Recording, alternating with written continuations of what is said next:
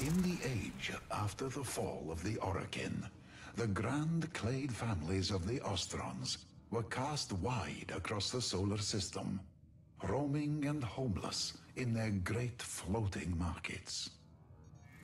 In this time, two young people were in love. The woman, Erfriha, and the man, Mirza. Erfriha was from the Yingbin clade, meaning great bond, a very old and wealthy compact of bonded families. Mirza, however, had no clade, his family having been shattered by the Grineer many years before. He was Cetus, meaning landless, cladeless, a body turned to dust, turned to motes, on a careless wind. Efria belonged to families within families. Mirza was alone. But to Efriha, Mirza was a poet who had eyes to see the beauty of things and ears to hear the softly whispered language of the universe.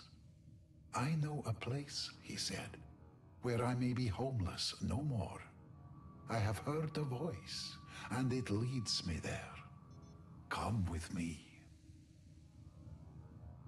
But Elfriha's father was a man made foolish by his wealth, and vociferously disapproved of their love. Mirza was cast adrift from the floating market that was home to his one true love. Erfriha and Mirza ran away together, as lovers do, and were never heard from again.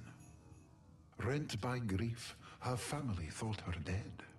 Her father passed away, clutching her cameo, at peace, thinking he would see her soon, in some moonlit afterlife. Decades later, ships entering ancient Earth's orbit were hailed from the planet's poisoned surface by an old woman's voice, gentle and knowing.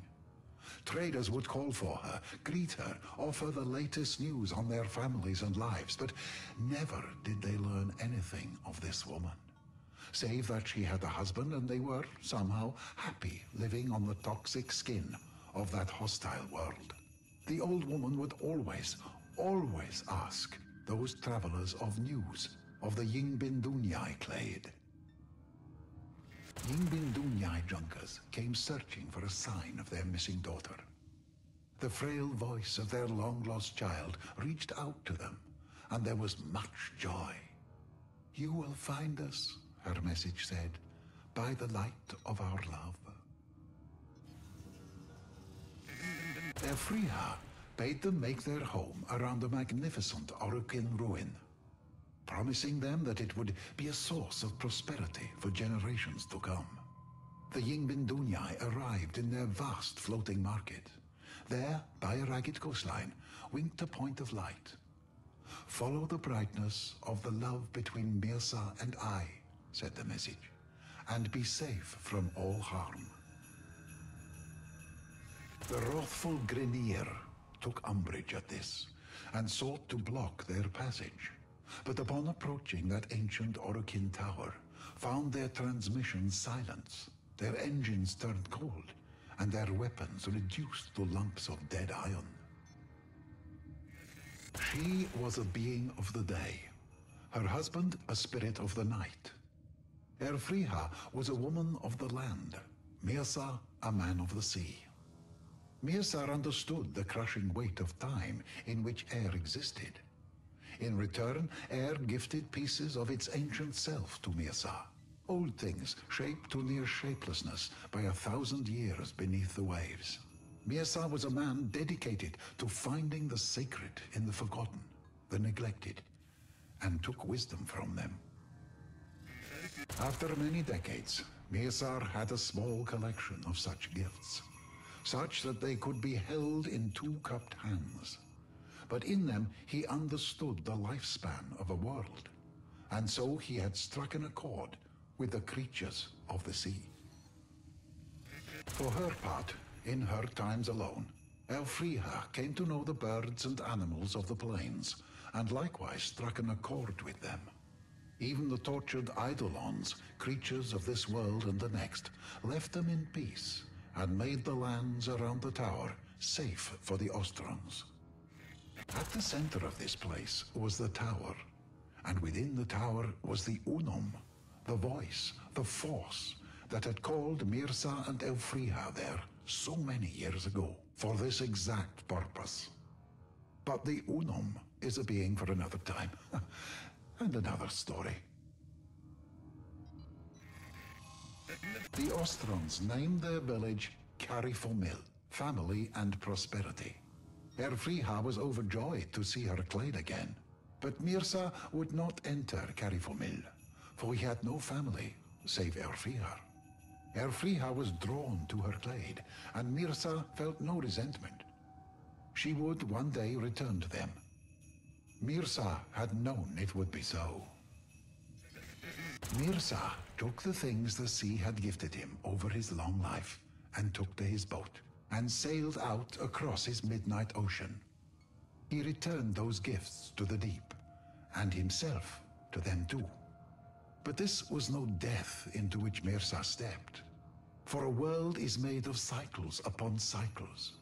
Mirza stepped into his midnight ocean, falling down into it. And the deeper he sank, the larger he became. This is how the oceans of came to be the home of the 1,000-year fish, legendary, vast, reclusive, the rare sight of which changes men. One of the great ancient spirits of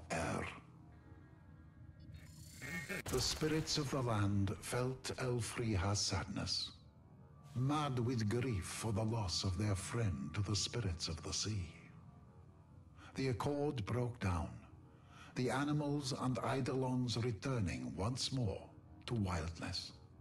And so the people of the clade, Yingbin Dunyai, rebuilt the great Oricon wall that had, in centuries gone by, ringed their gleaming tower, and never again ventured out at night. The villagers decided as one that their home would no longer be known as Carifamil, family and prosperity. From that day forward, it would be known as Cetus, landless, of no one clade, home to any who are blown as dust on the wind. Elfriha lived there the rest of her days, and for the remainder of her nights, she held vigil atop the walls of Cetus, looking to the sea, and, some say, occasionally catching sight of a great fish, like an island in a midnight ocean, looking back at her with love. When the day came and Elfriha passed from the world, her family buried her on the land. A great fish watched from the sea and kept vigil over her for 10 days and nights. When it sank beneath the waves, it was never seen again. Some say Mirza, the 1,000-year fish, waits to this day for their story to be retold, relived, that he and Elfriha, his great love, may one day be reunited again. This is Onko, Cetus archivist, with my translation of the tale of the wife of the earth and the husband of the sea.